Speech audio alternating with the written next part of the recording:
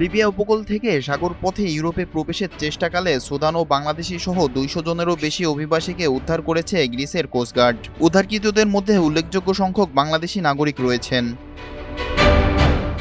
Greek সংবাদ মাধ্যম ডেমোক্র্যাটিয়ার বরাতে জানা যায়, গত ৪৮ ঘণ্টায় লিবিয়া থেকে ছেড়ে আসা একের পর এক নৌকায় চড়ে দেশটির দক্ষিণাঞ্চলীয় ক্রিট দ্বীপে পৌঁছান এই অভিবাসীরা। স্থানীয় সময় বৃহস্পতিবার ৬ আগস্ট সকালে ইউরোপীয় সীমান্ত ও উপকূলীয় রক্ষাকারী সংস্থা ফ্রন্টেক্সের নজরদারি বিমানে একটি নৌকা ধরা পড়ার পর স্থানীয় জেলেদের সহায়তায় ৪০ জন অভিবাসীকে ইয়েরাপেট্রা বন্দরে উদ্ধার করা হয়। AKS অর্জন করল গিনেস ওয়ার্ল্ড রেকর্ডস। AKS এর আগে পৃথক দুটি অভিযানে আরও ১২ জন অভিবাসীকে উদ্ধার করে গ্রিক কর্তৃপক্ষ।